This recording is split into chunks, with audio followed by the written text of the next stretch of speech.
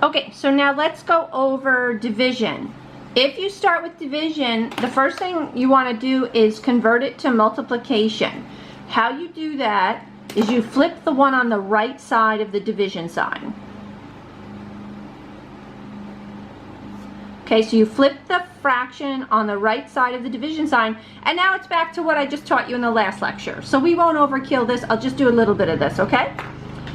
I, again, like to reduce first. You could multiply and then reduce, but I always like keeping the numbers smaller. I'm going to do a 2 here, so 8 and 5, a 3 here, 1 and 3, and then again you go across.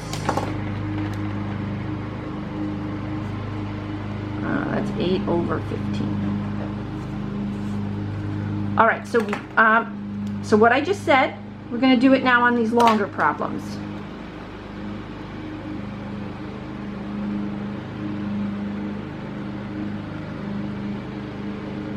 Okay, we won't overkill this because, as you can see, right after the first step, it's what I just taught. So I just tried to grab just sort of a different variety of examples. All right, this, we're going to factor. Let's see, what do we got here? This is 3 and 6. And this is negative, that's positive. So it has to be that. Here's just a common factor of 5n, so we're left with n plus 6. Here's nothing to do, here's a 4. So really anything can pop up. The easier factoring with the leading coefficient of 1, the harder factoring, the factoring by grouping, the factoring with a cube, difference of perfect squares, like really anything can pop up in these problems. Alright, so now again we can reduce up, down, or diagonal. So that one's up, down, this guy's diagonal. Okay, this is interesting. Make sure you see these as separate. You're going to reduce the n with the n, okay? So that confuses some people. Let me just write that part over here to help. What I did here, what was left, let me not say it like that. Hold on a second, because you have the 4. Let me just finish this and then I'll re-say it a different way. All right, so let me finish. You got a... should have done that.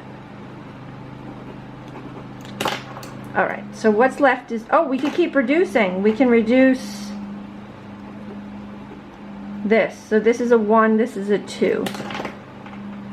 Alright, so what's left is this and this. Wow, that really left 2 over 5.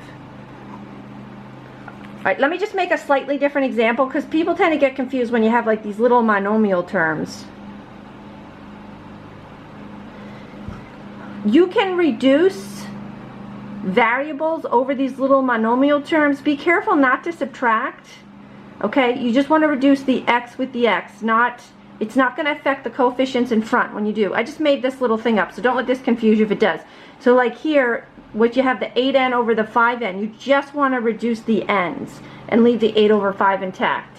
And then of course I was able to reduce further to the 2 over 5. Okay, I think this is going to be the last one. I just wanted to do some with double variables. Okay, let's take a look at this guy. And you guys know, if you have a question, just shoot me an email, okay? If one of the problems in the homework is like looks crazy, just shoot me an email and I'll take a look at it.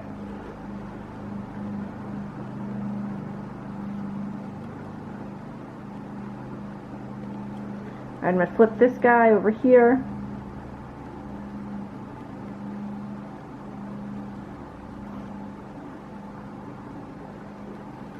And then you just got to know what to do where. Alright, this guy is going to be a perfect square of sum. So you can write it together or you can write it next to each other. Okay, it's like it has to multiply to 1 but add to 2. So it's got to be 1 times 1 is 1 times 1 kind of idea. And I told you guys, whatever variable's in the front, put it in the front. Whatever variable's in the back, put it in the back. And then work on the number. The number is it has to multiply to 1 but add to 2. So the only thing that can do that is 1 and 1. 1 times 1 is 1. 1 plus 1 is 2. So that looks a little bit harder than it is. Common factor on this one. Common factor on this one. This we have to do factor by grouping. Let me just see if I can squeeze it on top, upstairs, above it.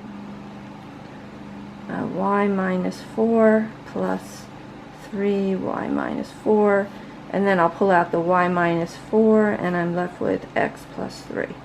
Okay, y minus 4, x plus 3. Great. Okay, so you can see anything goes with these. All right, let's reduce. All right, our survivors are this, this, this, and this. All right, so we're left with x plus y times x plus 3 over 3 times 7, which is 21. Okay, and that's the final answer. Okay, gang, that's it for 8-1. We finished it. Congrats. I'll catch you.